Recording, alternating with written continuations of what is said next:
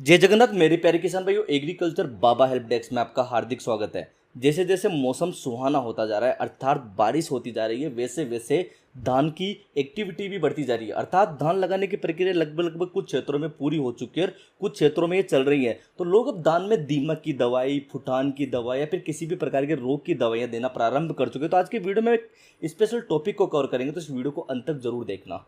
कल मैं एक सेमिनार में गया हुआ था, तो वहाँ पर एक सर्वे बताया जा रहा था। उसमें बताया जा रहा था कि किसी भी फसल में जो हमें पैदावार में नुकसान होता है, उसमें 30 से लेकर 35% तक नुकसान हमें खरपतवार से होता है। उसके अलावा 25 से लेकर 28% तक जो हमें नुकसान होता है वो कीट, दीमक, इंसेक्ट से अर्थात किसी भी प्रकार के कीट से होता है। और मेरी नज़र में किसी भी किसान के लिए 25 से लेकर 28% तक जो नुकसान होता है वो एक छोटा नुकसान नहीं होता। अगर उसे किसी भी प्रकार के कीट से, इंसेक्ट से इस प्रकार का नुकसान होता है तो उसकी सारी मेहनत होती है, जो उसकी एक तरीके से बचत वाली पैदावार होती है, वो वहीं पर ख़त्म हो जाती है।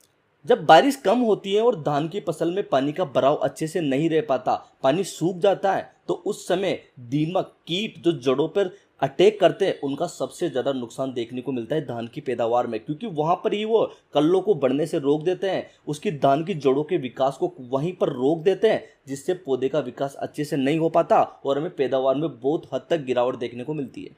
आज की वीडियो में हम एक बायोलॉजिकल प्रोडक्ट के बारे में बात करेंगे जो बायो बेस पर आधारित है, लेकिन कंपनी क्लेम करती है कि आपको इस प्रोडक्ट के डालने के बाद धान में अंत तक किसी भी प्रकार के, जमीन के अंदर किसी भी प्रकार के कीट, लाल लट, सफ़ेद लट या फिर किसी भी प्रकार के दीमक की समस्या का सामना नहीं करना पड़ेगा। हमने इसके कुछ इस साल डेमो भी लगाए हैं और उस डेमो के आधार पर शुरुआत अवस्था में इसका रिजल्ट बहुत ही अच्छा रहा। हालांकि अंत में इसका क्या रहता है, ये जब हमारी धान की क्रॉप कंप्लीट हो जाएगी उसके बाद हम इसके ऊपर एक पूरा वीडियो बनाकर आपको बताएंगे कि किस प्रकार कार्य करता है। ये बायोलॉजिकल प्रोडक्ट आपको मार्केट में चक्र के नाम से संबंधित कंपनी का मिल जाएगा। आप इसको यूज कर सकते हो अगर ये आपके इलाके में कहीं अवेलेबल है, क्योंकि कंपनी खुद क्लेम करती है कि अगर धान की फसल में अंत तक उन्हें किसी भी प्रकार का जमीन में कोई कीट दिखाई देता है तो इसकी उनकी पूर्ण जिम्मेदारी है।